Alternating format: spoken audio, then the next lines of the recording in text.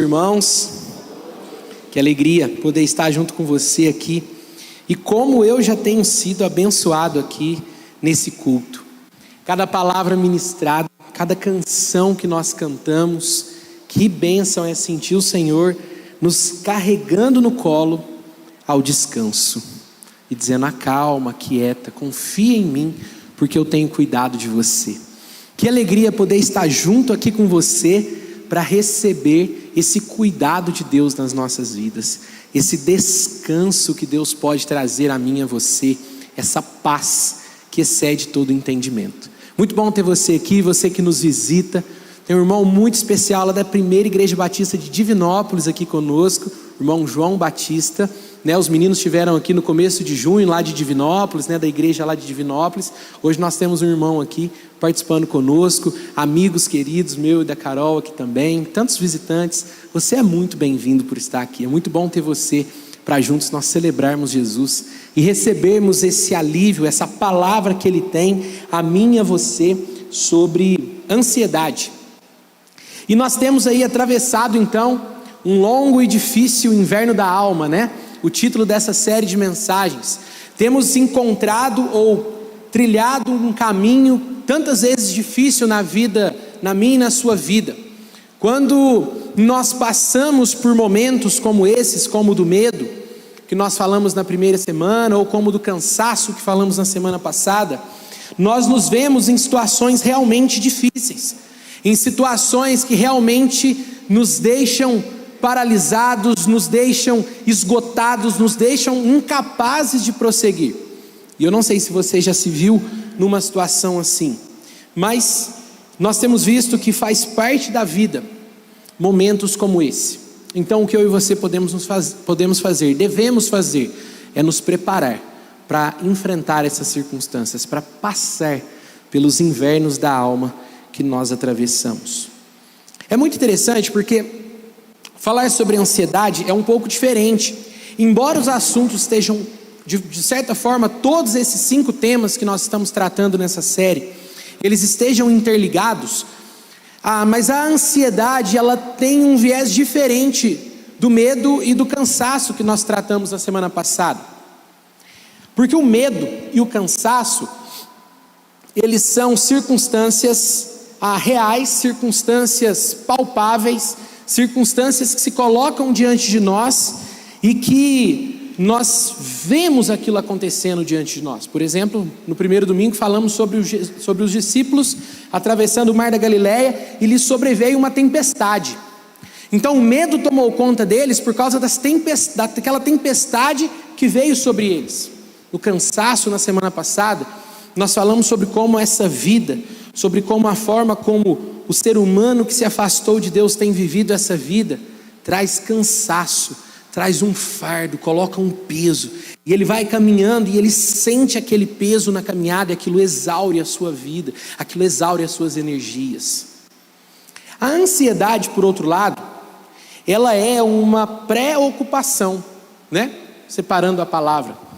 Ela é uma ocupação por algo que ainda não se materializou, por algo que ainda não se concretizou, mas que aquilo toma espaço no meu coração, que aquilo me ganha, que aquilo me toma, que aquilo faz com que os meus olhos estejam focados em algo que não se concretizou, e muito importante, eu não sei se aquilo se concretizará.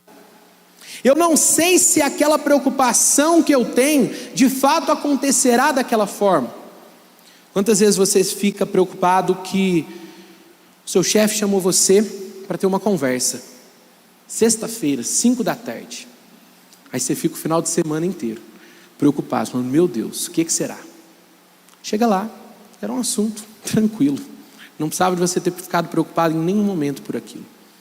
Ou às vezes você fica ansioso porque você tem que fazer um exame médico e você não sabe qual vai ser o resultado daquele exame, mas antes que chegue aquele resultado, você já pensou em 1001 possibilidades. Aquilo já te ocupou, aquilo já te tomou, aquilo já fez com que você sofresse como se estivesse enfrentando uma situação difícil. Então a ansiedade, ela é uma atitude da nossa mente e do nosso coração tentando lidar com coisas que ainda não aconteceram e tentando lidar com situações que nós não temos nenhum controle. Um psiquiatra muito famoso, ele disse que a ansiedade é quando a nossa mente fica inquieta, fica dividida, fica agitada e nos leva a 1000 direções diferentes em frações de segundo. Você já se viu numa situação assim? Quero enfatizar uma coisa que falei na primeira mensagem. Citei aqui um psiquiatra agora, mas como eu não sou nem psicólogo nem psiquiatra, a minha intenção não é tratar desses temas à luz dessas ciências, mas à luz da palavra de Deus. E lembro que na primeira mensagem ressaltei 2 extremos perigosos que às vezes nós cometemos em relação a essas coisas. Um é de termos um preconceito em relação a tratamentos da medicina que podem nos ajudar a lidar com situações como essa, mas um outro extremo é quando nós confiamos demais na medicina e esquecemos que há circunstâncias que fazem parte do nosso convívio, que tem a ver com esses temas que nós estamos tratando, que nós precisamos de ir à palavra de Deus, para que ela nos confronte e nos conforte, nos dando direção naquela circunstância que temos atravessado. E esse psiquiatra continua dizendo o seguinte: sem perceber, a sociedade moderna, consumista, rápida e estressante, alterou algo que deveria ser inviolável: o ritmo de construção do pensamento, o que ele chama de síndrome do pensamento acelerado, gerando consequências seríssimas para a saúde emocional e tirando o prazer de viver. E a sustentabilidade das relações sociais vão se acabando. Adoecemos coletivamente, e este é um grito de alerta.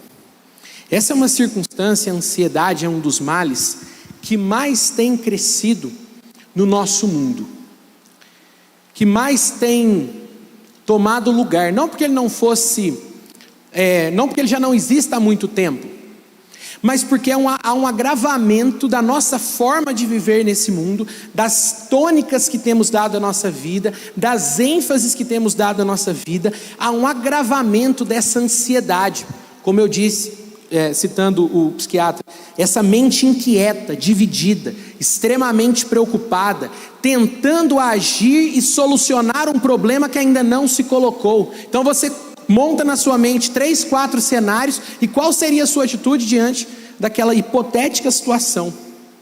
E aquilo te consome, aquilo tira as suas energias, e por isso nós andamos distraídos, cansados, divididos, preocupados demais, ansiosos. Isso tem nos feito um mal tremendo. Quantas vezes nós vemos que acidentes acontecem, acidentes no trânsito, às vezes acidentes em casa, não porque a pessoa passou mal de alguma situação física ou de algum problema que ela teve, mas porque ela estava distraída. E não uma distração normal, como tipo assim, só não estou prestando atenção. É uma distração causada por um excesso, uma fadiga da mente, de estar ocupada demais, de estar trabalhando demais, e por isso ela não tem um tempo de descanso, de repouso. Quais são os sintomas dessa síndrome do pensamento acelerado? A ansiedade, mente inquieta, insatisfação, cansaço físico exagerado, irritabilidade e flutuação emocional, e dificuldade para desfrutar a rotina. Tudo é um tédio. Você se prepara a semana inteira para o final de semana, mas chega lá, você ainda continua preocupado, você ainda continua cansado e você continua pensando, você continua acelerado, você não consegue desacelerar do ritmo que você tem vivido. E a questão mais importante que eu e você precisamos entender sobre a ansiedade, já que ela se trata de algo que ainda não se concretizou, que ela é um problema interior, diferente do medo e diferente do cansaço, que são coisas já estabelecidas na nossa vida. A ansiedade é algo que está acontecendo na minha mente, no meu coração, no meu interior. A crise por causa da ansiedade, ela não se instala de algo que vem de fora, mas ela se instala em algo que nós criamos na nossa mente e nas nossas emoções. Por isso, a ideia de nós nos preocuparmos, de fazer algo, de produzir, de levar ações a cabo e produzir coisas antes de que elas tenham sido necessárias. produzir respostas a perguntas que não foram feitas, produzir saídas a encurraladas que nós não nos colocamos, que elas não são reais. Quando nós vivemos uma crise, quando nós vivemos muito tempo em ansiedade, a nossa mente vai se cansando, nós chegamos num pico que é a crise de ansiedade. Você já deve ter ouvido esse termo, né? Que é a crise de ansiedade. E eu fazendo algumas pesquisas aqui, eu vi algumas características dessa crise de ansiedade. A primeira delas é que a crise de ansiedade, nós identificamos um problema potencial. Quando a nossa mente ela está diante de algum problema, de alguma coisa que seja, antes de eu falar de algo que não é real, de um problema potencial, essa explicação é muito importante. Quando nós nos colocamos diante de um problema, por exemplo, você está na rua, quando você se depara com um cachorro, que você vê que é um cachorro que, sei lá, fugiu de casa, um pitbull, qual que é a sua reação? Medo, certo? O seu cérebro automaticamente, diante de uma situação de perigo, ele faz com que o nosso corpo coloque, né, libere mais sangue nos nossos músculos, para que a gente possa ter reação. Então, a ansiedade é como se nós imaginássemos o problema diante de nós, então a ação da mente é a mesma de que se tivesse um problema real. Então ainda não há o problema, mas o seu sentimento, a mensagem que você está passando para o seu cérebro é de que há um problema diante de você. Então quais são as características que ela desperta em nós? Como eu disse, o nosso cérebro ele libera então adrenalina e cortisol, que nos deixam acelerados, para termos duas reações: ou fugirmos de um problema que nós não podemos encarar, ou enfrentarmos aquele problema. Então ele nos deixa como que prontos para uma ação necessária e que depende ali da nossa vida, um perigo. Nós estamos diante de um perigo, nos levando a uma resposta de luta ou de fuga, né? Quando nós queremos nos proteger. Então o cérebro ele age da seguinte forma: a atenção dele está totalmente voltada para o perigo e para sensações físicas. Nós ficamos agitados, nós ficamos acelerados, nós sentimos a tensão que nós estamos diante daquele problema que se coloca diante de nós.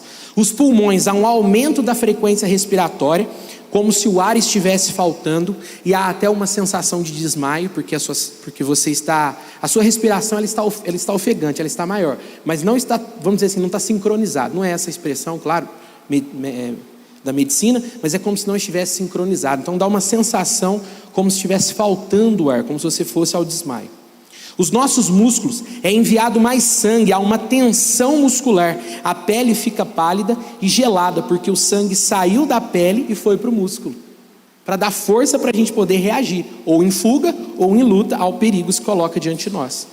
Há um aumento da temperatura corporal, o suor, a saliva, a boca seca, porque junto com o intestino e com o estômago, é tirado o sangue dessas regiões, para que possa ficar focado na reação que eu preciso ter, e é como se o nosso sistema digestório naquele momento, como se ele parasse de trabalhar, e a nossa boca também. Por isso que nós sentimos como se a boca secasse, porque falta a saliva, e às vezes alguns sentem até uma forma de refluxo também, né? Porque é como se ele ali tivesse paralisado, mas aquilo que nós ingerimos, ou aquilo que está no nosso estômago, alguma coisa ali, ele continua ali. Mas o corpo isolou aquelas circunstâncias que se tornaram secundárias por conta do problema. Os batimentos por minuto do nosso coração se aceleram, sentimos palpitação, pressão arterial, e nós reagimos a isso de uma forma.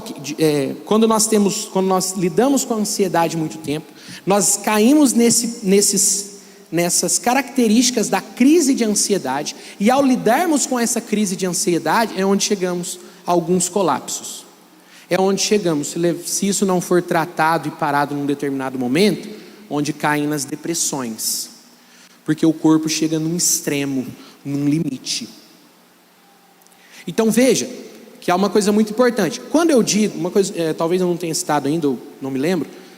Quando eu digo que a ansiedade ela não é um problema real, não estou minimizando o problema, não estou dizendo que não estou dizendo que isso não seja um problema real, a ansiedade. É um problema real, por isso nós estamos aqui nos dispondo a tratar sobre elas, e nós estamos falando sobre tantas características da ansiedade.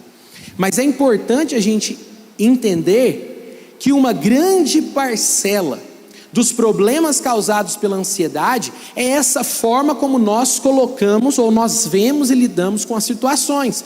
Por isso que eu trouxe essa explicação sobre a reação do nosso corpo diante de uma situação de perigo. Essa é a reação. Só que quando nós pensamos demais numa situação de perigo, o corpo fica constantemente agindo dessa forma. Constantemente agindo dessa forma. Então não há um repouso, não há uma calma, uma calmaria da situação. O corpo, como ele é também inteligente, nas primeiras etapas ou nas primeiras sensações como essa, chega um momento que ele acalma naturalmente, que você desliga, que você dá aquela acalmada, porque o corpo está vendo que você está chegando num extremo. Mas muitas vezes, isso acontecendo, a repetição dessas circunstâncias, elas vão levando aos extremos, à depressão, e tudo isso vai consumindo a nossa energia, nos desgastando absurdamente, causando lentidão e muita dificuldade na hora de resolver problemas.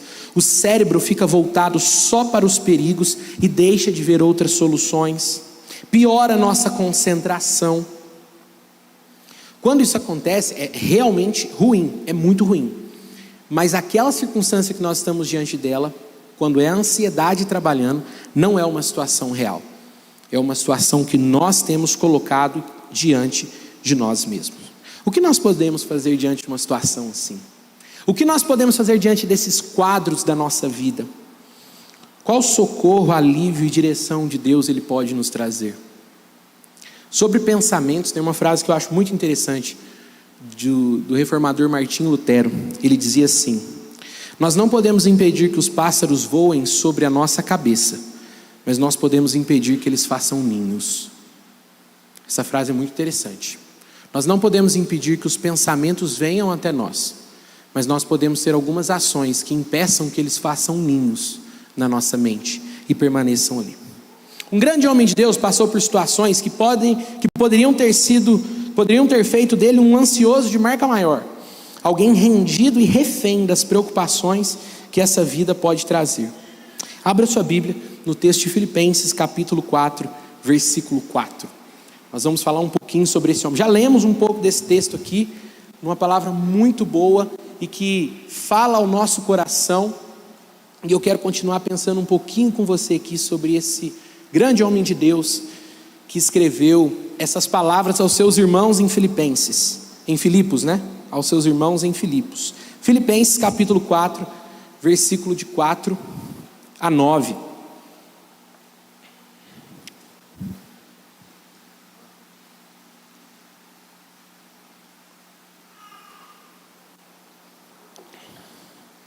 Filipenses 4, de 4 a 9, se você quiser seguir na projetão aqui atrás de mim, fica à vontade, está na mesma versão que eu uso aqui. Diz assim, Filipenses 4, a partir do versículo 4: alegrem-se no Senhor, repito, alegrem-se, que todos vejam que vocês são amáveis em tudo que fazem. Lembrem-se de que o Senhor virá em breve. Não vivam preocupados com coisa alguma, em vez disso, orem a Deus pedindo aquilo que precisam e agradecendo a Ele por tudo que Ele já fez. Então vocês experimentarão a paz de Deus, que excede todo entendimento e que guardará o seu coração e sua mente em Cristo Jesus. Por fim, irmãos, quero lhes dizer só mais uma coisa: concentrem-se em tudo que é verdadeiro, tudo que é nobre, tudo que é correto, tudo que é puro, tudo que é amável, tudo que é admirável. Pensem no que é excelente e digno de louvor. Continuem a praticar tudo o que aprenderam e receberam de mim, tudo o que ouviram de mim e me viram fazer. Então o Deus da paz será com vocês. Paulo, ele pode me dar e te dar algumas lições sobre como a gente lidar com a ansiedade. E a primeira delas é a seguinte: decida encarar a vida com alegria. Decida encarar a vida com alegria. É difícil isso quando a gente pensa nessa possibilidade, porque a alegria, como já disse C.S. Lewis, né, é um assunto muito caro no céu. Deus se preocupa com a nossa alegria, Deus se preocupa com a nossa felicidade, mas a nossa vida e os invernos da alma que nós atravessamos, eles exigem algumas coisas de mim e de você, para que de fato eu e você possamos experimentar a alegria e a felicidade que Deus pode nos promover. É interessante que nessa carta, conhecida como a Carta da Alegria, né? Paulo repete 16 vezes: alegrem-se no Senhor. Ela é uma carta que Paulo escreveu quando ele estava na prisão, quando ele estava num momento em que literalmente as suas mãos e os seus pés estavam atados. Pense que Paulo é um missionário. Paulo ficava um tempo numa cidade e logo já ia para outra. Ele não era alguém parado, ele não era alguém que ficava tranquilo muito tempo. Ele era alguém agitado no sentido de fazer muitas coisas. Paulo era muito trabalhador. E Paulo se via numa situação em que tudo aquilo que ele havia planejado, tudo aquilo que ele havia idealizado de fazer no ministério foi parado, foi travado. Paulo estava dependendo daqueles que o prenderam ter a boa vontade de soltá-lo, ou, o que é pior, Paulo não sabia o que aconteceria ou o que poderia acontecer com a vida dele. Então, e Paulo está escrevendo sobre alegria para aqueles irmãos, porque eles estavam passando por momentos de dificuldade. Os irmãos de Filipos estavam passando por inúmeras incertezas que faziam com que eles pudessem viver vários momentos de ansiedade. Isso tem muito a ver com a história de Paulo em Filipos. Essa igreja a quem Paulo está enviando uma carta é uma igreja que também Paulo trabalhou para que ela começasse lá atrás. A gente vê isso lá no livro de Atos. E quando Paulo foi pregar em Filipos, aconteceu uma coisa muito interessante com Paulo, ou melhor, ruim, mas muito interessante, que nos ajuda a entender melhor o sentido dessa carta, o contexto dessa carta. Quando Paulo estava pregando em Filipos, houveram muitas conversões, o povo estava se rendendo a Jesus, e dentre eles uma mulher. Essa mulher ela estava possessa de um espírito, de um demônio, e ela fazia previsões sobre o futuro. Ela falava sobre o futuro das pessoas, e muitos homens daquela cidade estavam ganhando dinheiro através disso, porque aquela mulher era oprimida por esse espírito, e muitos homens conseguiam ganhar dinheiro através disso, enganando as pessoas com aquelas visões que ela tinha. E essa mulher ouve a mensagem de Paulo e Silas. Nessa situação, Paulo e Silas estavam juntos quando ele foi pregar em Filipos, e essa mulher se converte, e Paulo expulsa o demônio dessa mulher. E aí os homens que estavam ganhando dinheiro com ela ficam loucos, falam assim: mas temos que fazer alguma coisa, o cara tirou nossa fonte de dinheiro, de renda. E aí eles vão até as autoridades da cidade e acusam Paulo e Silas de tumultuarem a cidade, de tumultuarem os cidadãos. E aí o que acontece? Paulo e Silas são presos. Quando Paulo e Silas são presos, eles são açoitados. O texto lá de Atos nos diz isso, Atos 16. Quando Paulo e Silas são presos, eles são açoitados. E é muito importante a gente pensar um pouquinho nessa situação de Paulo. O açoite romano, haviam vários tipos de açoite assim, que já foram usados na história, mas um açoite romano característico dessa época, ele tinha certas, podia ser pedaços de ossos, ou pedras, ou até navalhas, facas assim na ponta do chicote, que fazia com que a pele fosse cortada de fato, que a pele fosse aberta, separada, e você pudesse ali ver até o osso da pessoa, quando ele é chicoteado. Então era realmente assim, para torturar, para cruel, uma crueldade muito grande com aquela pessoa. E esse foi o açoite que Paulo e Silas receberam naquela situação. E aí lá em Atos 16, capítulo 16, versículo 25, a gente lê assim: por volta da meia-noite, Paulo e Silas oravam e cantavam hinos a Deus, e os outros presos o ouviam. Paulo preso injustamente, não sabe o que será dele. Silas, há inúmeros motivos para nem dormir aquela noite. Paulo e Silas tinham, mas eles conseguem cantar e orar. De onde vem essa alegria inabalável de Paulo? Eu não vou pedir para você se colocar no lugar de Paulo e se imaginar naquela situação, mas eu quero que você olhe para as circunstâncias que você vive diariamente e pense o quanto você tem conseguido olhar para as circunstâncias e ainda ter alegria, e ainda ter uma atitude diferente do que naturalmente aquela circunstância te causaria. Porque esse é o dilema da ansiedade. É quando eu estou vivendo a vida e eu começo a pensar nas incertezas que se colocam diante de mim, como aquelas que estavam diante de Paulo, até em relação à sua própria vida. E Paulo, ao invés de deixar esse desesperar, ou nem mesmo Paulo triste por aquilo que aconteceu, Paulo ainda consegue orar e cantar. Ou Paulo é um louco, ou eles são loucos, ou eles têm um estilo de vida, ou eles têm algo que, ou a forma como eles vivem a vida, pode trazer ensinamentos para mim e para você. Mas não só em Filipos, olha, vamos fazer um panoramazinho rápido aqui na vida de Paulo.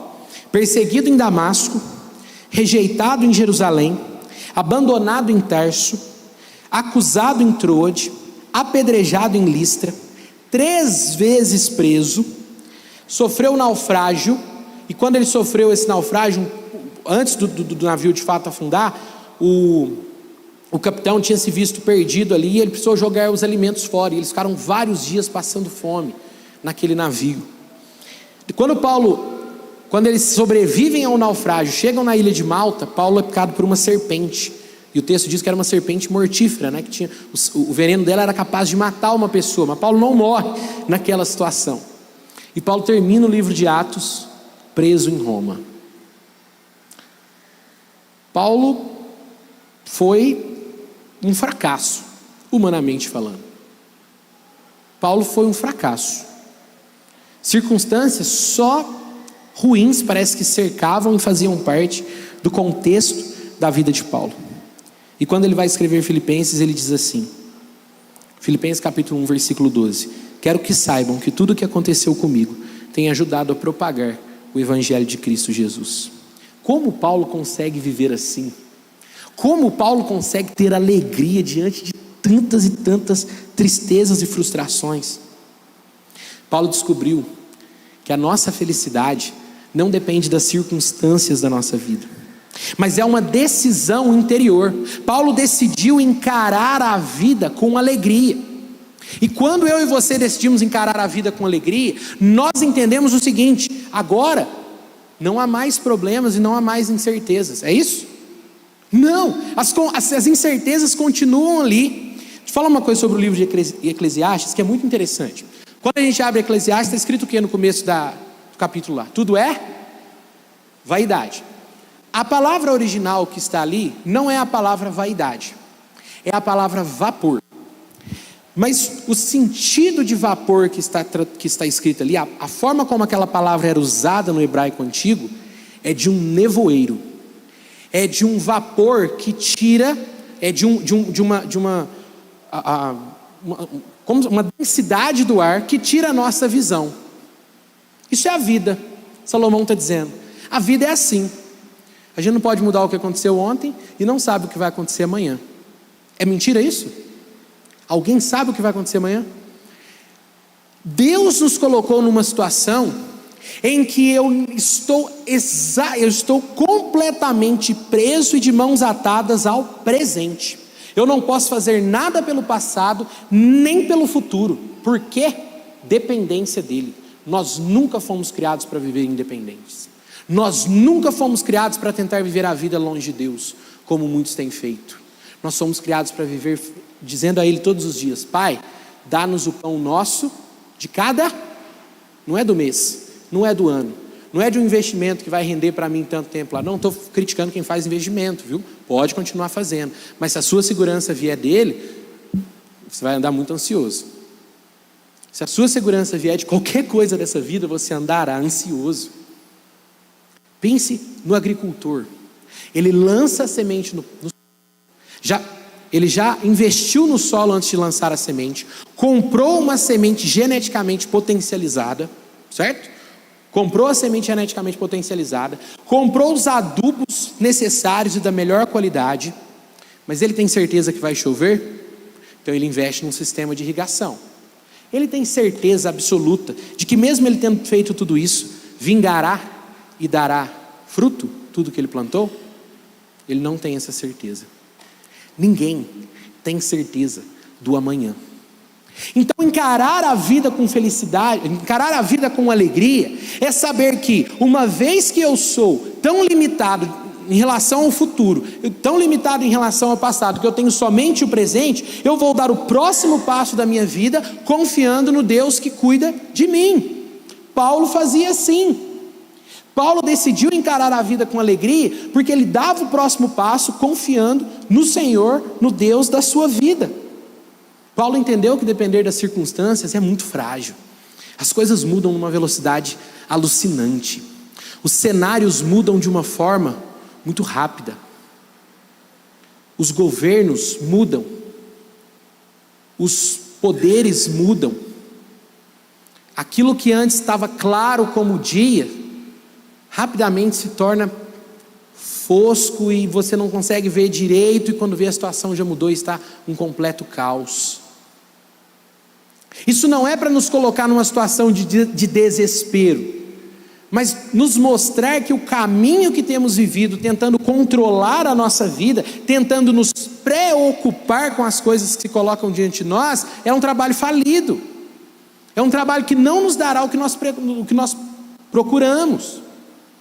E aí o grande problema da ansiedade, que a ansiedade, ela nos tira as forças para enfrentarmos os problemas da nossa vida. Ao invés dela nos dar ferramentas, que é o que nós procuramos, elas nos tiram as forças de fazer aquilo que nós deveríamos fazer naturalmente. Nós ficamos mal, nós ficamos doentes, nós ficamos cansados, desatentos, corremos perigo quando dirigimos ou quando estamos em casa, não conseguimos cumprir a demanda. Ao invés dela nos dar alguma esperança de proteção, ela nos coloca mais expostos ainda às circunstâncias e aos problemas que se colocam diante de nós. Paulo decidiu encarar a vida com alegria. Paulo entendeu que Deus estava usando a sua vida para que os outros vejam Ele, Jesus, através da vida de Paulo. Então o que Paulo ensina aqui, nesses primeiros versículos: alegrem-se sempre no Senhor. Repito, sabe quando você está falando com alguém ansioso, que ele não está nem prestando atenção no que você está falando? Aí você pergunta assim: o que eu falei? Aí a pessoa: hã? Paulo está falando com os irmãos aqui, ó. Parem de olhar para os problemas, olhem para mim, alegrem-se no Senhor. Vou repetir: alegrem-se no Senhor, alegrem-se nele. Paulo está ensinando que pessoas felizes olham para fora do problema. Já aconteceu com você quando está enfrentando uma situação difícil e parece que para você ou está tudo perdido ou está tudo muito certo, e aí chega alguém, você conta aquela situação para ela, a pessoa fala uma coisa, a primeira que vem na cabeça, aí você fala: meu Deus, eu não tinha pensado nisso. Porque a pessoa está olhando o problema de fora, ela não está olhando com as pressões emocionais que você está olhando, ou com a expectativa de que aconteça, ou com o medo de que aconteça. Então ela tem uma visão mais clara do todo. A ansiedade apenas nos tensiona, não nos permitindo olhar a situação com clareza. Pessoas felizes, mesmo que eu não tenha alguém para me falar, eu me acalmo, lembro de que o Senhor é o motivo da minha alegria e olho de fora a situação. Tiro o foco de mim mesmo e do medo que eu tenho que alguma coisa aconteça comigo, porque eu não posso, porque veja, se eu não posso fazer nada por aquilo que vai acontecer, de que adianta eu ficar me preocupando com aquilo? De que adianta eu ficar me desgastando com aquilo? Eu não posso fazer nada, e as minhas estratégias, elas não me salvarão, porque as coisas acontecem de uma forma diferente. A vida se coloca diante de nós de uma forma diferente. Tire o foco, olhe para fora, tire o foco de você mesmo, coloque o foco em Jesus. Paulo falou: alegrem-se no Senhor. Paulo não está dizendo que a situação deles seria diferente. Paulo não determinou, não profetizou, não fez nada dizendo que a situação deles mudaria. Paulo está dizendo: olhem para o Senhor nas circunstâncias da vida de vocês. Aprendam a caminhar com Ele e saber que é Ele quem sustenta vocês. Lembra de Isaías, final do capítulo 39, né? Que Jesus fala: os jovens se cansam e os moços se fatigam, né? Ou de cansados caem, que é o que está ali mesmo de fato, né? De cansados caem. Mas os que esperam no Senhor renovam as suas forças, sobem com asas como águias, caminham e não se cansam, correm e não se fatigam. Porque a juventude, o ápice do nosso vigor físico, ele não é suficiente para nos ajudar a chegar no final da caminhada, mas esperar no Senhor é. E é interessante, porque esperar é algo muito difícil, né? a nossa primeira ação, ou o que a ansiedade nos faz, é nos preocupar, é nos levar a fazer. E esperar é descansar. O que nós acabamos de cantar, né? Um cuidado sobre nós, sobre o futuro. Um cuidado sobre coisas que nós não temos controle é demais para nós. Porque quem cuida de nós é Deus. E o que nós temos que fazer é descansar nele, sabendo que ele cuida da nossa vida, sabendo que ele olha por nós, assim como Paulo está ensinando que ele olhava por ele. Mateus 6:25, Jesus diz assim: não se preocupem com nada. Ele fala: não se preocupem com a vida de vocês. Não há razões diante da realidade de que temos um Deus no céu que olha por nós para nos preocuparmos. Não é que as coisas da nossa vida não sejam importantes, mas uma vez que eu não controlo o futuro, uma vez que eu não mudo o futuro, e uma vez que há um Deus que se assenta no trono nos céus e que nada acontece fora do seu olhar, que nada acontece fora do seu controle, olhando sobre a minha vida, não há razão que justifique eu me preocupar. Não há razão que justifique eu andar ansioso.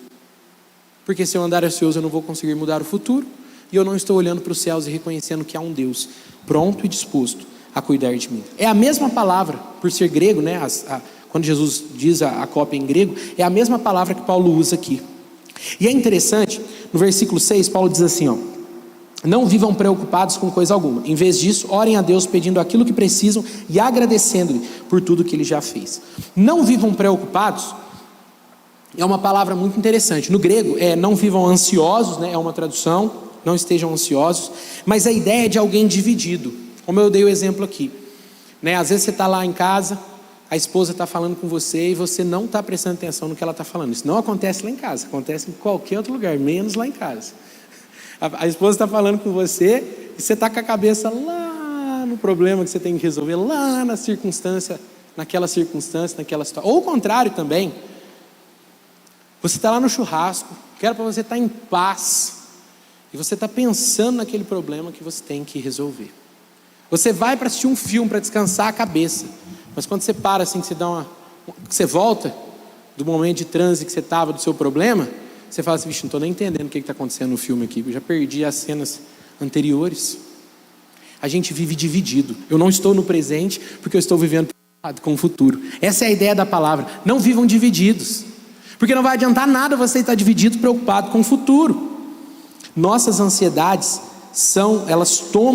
nossa ansiedade sobre as coisas, elas tomam controle sobre nós, e a ansiedade jamais nos dará controle sobre as coisas. Nós não conseguiremos. Confie em Jesus. Confie em Jesus. Paulo fala: orem a Deus e agradeçam. As duas atitudes que Paulo dá para que a forma prática, né? Paulo começa assim, o princípio que eu disse aqui que Paulo ensina é: encare a vida com alegria. Encare a vida com alegria. Como que eu coloco isso em prática? Orando e agradecendo. Olha que interessante, por que Paulo fala isso? A oração muitas vezes é o nosso último recurso. Nós nos preocupamos com tantas coisas que vemos, com tantas coisas, e quando vemos que nada dá certo, chegamos para Deus. Deus, pelo amor do Senhor, tem misericórdia, Deus. Deus, pelo amor de Deus, me ajuda. Pelo amor de Deus, não deixe isso acontecer. Me salva dessa situação. Deus, se isso aqui acontecer, eu não sei o que eu vou fazer. Então nós deixamos para um extremo e usamos Deus em última instância como um amuleto, como um pé de coelho, como uma coisa que a gente vai segurar ali e falar: poxa, vai acontecer alguma coisa. A oração tem que ser o nosso primeiro recurso. Mais uma vez, uma frase de Martinho Lutero dizia o seguinte: quanto mais coisas eu tenho para fazer num dia, mais cedo eu acordo para orar. Mais cedo eu acordo para orar. Difícil, hein? Mas o que ele está dizendo aqui? O que ele entendeu? Que as coisas que ele tinha para fazer eram muitas. Martinho Lutero viveu um momento muito difícil na sua vida, mas ele acordava para orar e descansava no poder de Deus, e sabia que era Deus quem estava no controle da sua vida, que não era pela sua força que ele conseguia promover absolutamente nada. A oração, ela é a confiança da conversa de um pai com um filho. Por isso que Jesus ensina a gente a orar. Quando vocês orarem, digam: Pai. Um pai cuida do seu filho. E Deus, como exemplo, como paradigma do que é ser pai, Ele jamais nos abandona, Ele jamais nos deixa, Ele sabe o que precisamos. Jesus diz assim: Que pai, que o filho pedindo um pão lhe dará uma pedra? Ou lhe dará uma serpente? Vocês que são maus, sabem dar coisas boas para os filhos de vocês? O Pai do céu, o Pai que está nos céus, não fará muito mais do que isso? O que Jesus quer dizer para eles é assim, ó, gente, vocês não estão na verdade entendendo a quem vocês estão se dirigindo em oração. Deus é muito maior, Deus é muito mais protetor, Deus é muito mais cuidador, Deus é muito mais do que vocês estão julgando que Ele é. Que a falta de oração, na verdade, demonstra a falta de confiança em quem eu oro. Porque se eu olho para Deus e entendo a grandeza dEle, o cuidado que Ele tem sobre a minha vida, eu vou me dedicar em oração. Porque eu sei que Ele vai cuidar de mim, sei que Ele cuida de mim. Agora, se eu não confio, eu não vou me dedicar em oração. Muitos falam, eu não tenho tempo para orar, ou não encontram tempo para orar. Por quê? Porque a oração tem se tornado a última coisa. Muitos não sabem como orar. Quando a gente ora, Deus tem 3 respostas que Ele pode nos dar. Sim, que é a confirmação do que a gente orou. Espere, não é o momento, ou não. A oração, ela é um sinal da dependência e da consciência de que meu Pai cuida de mim, me ama e sabe o que é melhor para mim. Você já teve alguma experiência na sua vida, e eu creio que já, de que você queria muito que alguma coisa acontecesse na sua vida, mas não aconteceu. Aí passou um tempo, o cenário mudou e você disse assim, poxa, que bom que aquilo não aconteceu. Que bom. Porque nós não sabemos o futuro. Deus sabe. O remédio contra a ansiedade é a intimidade com Deus. É uma vida vivida conhecendo e sabendo quem Ele é, como um pai conhece o seu filho. Quando nós falamos com o nosso pai, você repete as mesmas coisas que você falou na última conversa? Com o seu pai natural, né? O seu pai de sangue. Você fala as mesmas coisas? Ô pai, obrigado porque o senhor comprou comida. Ô pai, obrigado porque o senhor... Não, você nem fala desse jeito. É uma conversa, é um abrir do coração, intimidade. A oração é quando eu chego a Deus e digo, Senhor, pai, é isso aqui que eu estou passando. Esses aqui são os medos do meu coração, me ajuda. Não me deixe andar ansioso. Me ajude a confiar em Ti. Me ajude a descansar em Ti. E a recompensa, para a gente terminar, é que a paz que excede todo o entendimento, ela inunda o nosso coração. 2 coisas então sobre essa paz para trazer conforto para você. Paulo, embora ele esteja escrevendo em grego, mas Paulo era um judeu, né? Ele era um judeu. Então, quando ele fala paz, para nós, para mim, para você, paz é o quê? Geralmente a ausência de guerra, né? A ausência de um problema, de um conflito. Para Paulo não, Paulo tem uma mente hebraica. Para o hebreu, a paz, o shalom, é uma palavra, assim, a gente pode usar uma palavra para explicar o que é para eles, como harmonia. A harmonia, ela não necessariamente é todas as coisas caminhando perfeitamente juntas. Mas ela é a capacidade de que no todo, o resultado final é harmônico. Ele é possível de ouvir. Os meninos da música sabem aí que geralmente numa música tem uma determinada escala, e são aquelas notas. Mas é possível você usar notas fora daquela escala, que dão um som diferente, e no todo, mesmo não fazendo parte daquela escala musical, fica, tá certo? Estou falando uma... Ó lá até, viu? Ó. Fica um todo, entendeu? Fica um todo ali, dá um resultado final. Para o judeu é isso. Eu tenho problemas que fazem parte da minha vida, que são notas dissonantes, que fazem com que notas que eu não queria viver, momentos que eu não queria passar, coisas que eu não consigo controlar. Mas no todo, eu tenho a paz do Senhor, eu tenho o shalom, que é mesmo eu não tendo a resolução daquele problema, eu sei que Deus está comigo. Então a minha vida caminha em harmonia. A minha vida pode ter o passo seguinte. Entende como isso é diferente? Entende como isso é abençoador? Mas é também interessante que Paulo usa outra palavra, que ele diz que a paz de Deus guardará o vosso coração, certo? E esse é um termo militar. A ideia original é tipo assim, a paz de Deus fará guarita, vai montar um ponto alto, né? Como a gente vê nos filmes e tal, coloca um ponto alto e coloca um vigia ali. vê qualquer movimentação lá na frente, o que ele faz? Ele dá o alarme para a cidade e a cidade se protege, certo? Paulo está falando assim, ó, essa paz, essa harmonia, quando vocês oram e agradecem a Deus pelo que Ele tem feito, pelo que Ele já tem feito, sabendo que o futuro está nas mãos dEle, essa paz alerta o coração de vocês. Não andem ansiosos, eu estou cuidando de vocês. É uma ação, veja aqui, o remédio para a ansiedade não é uma ação minha para com Deus, mas é graça de Deus para comigo. Vem de Deus o desejo que eu não ande ansioso. A preocupação, no sentido mais popular que a gente usa aqui, a maior intenção do coração é de Deus, de que eu e você não andemos ansiosos, porque Ele tem nos dado tudo. Não se preocupem com a vida de vocês. Não se preocupem com o que vocês vão comer ou com o que vocês vão vestir. Nós nem nos preocupamos com essas coisas, né? Podemos ter o guarda-roupa cheio, mas a gente preocupa, o que eu vou vestir naquele? Meu Deus, o que eu vou colocar? Não se preocupem com essas coisas. O Pai de vocês sabe do que vocês precisam, antes mesmo de vocês pedirem. Você não sabe qual será a sua necessidade daqui 3, 4, 10 anos, mas Deus já sabe.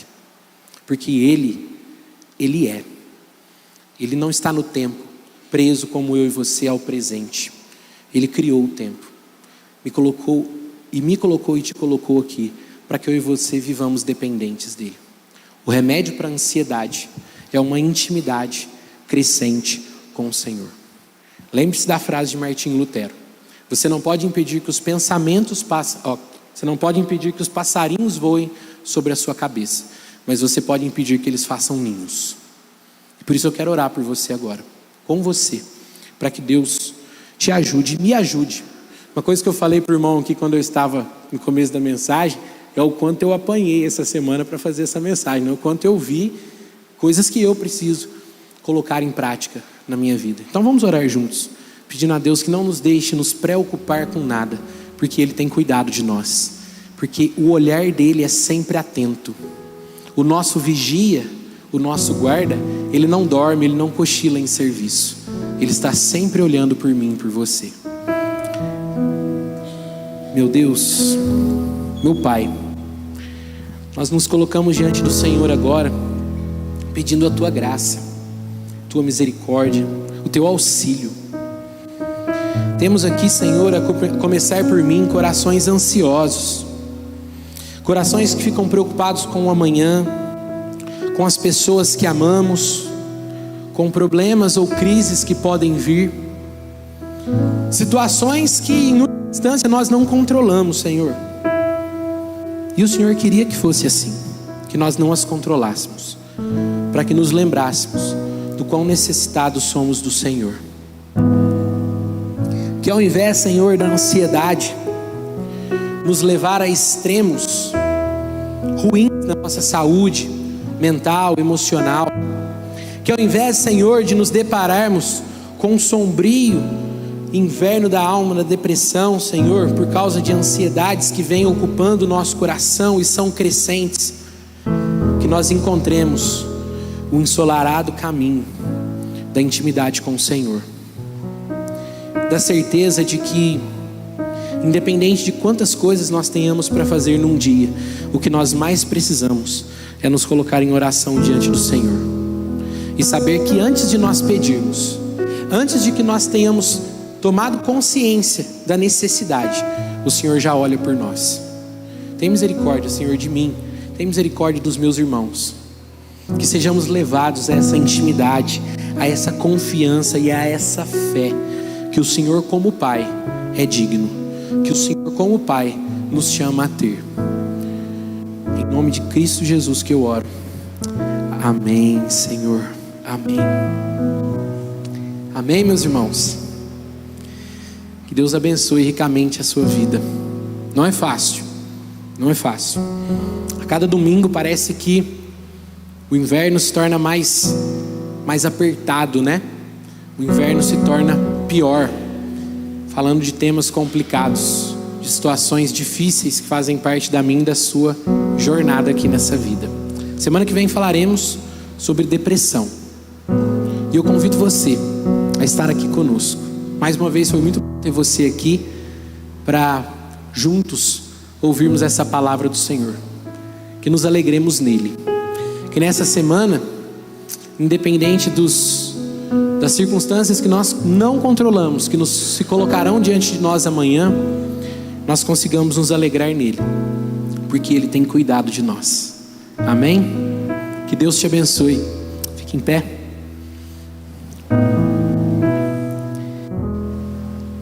Que o amor de Deus, o nosso Pai, a graça do Filho Cristo Jesus e as doces consolações do Espírito Santo de Deus sejam conosco durante essa semana. Que Deus abençoe a sua vida, meu irmão, minha irmã. Em nome de Cristo Jesus. Amém.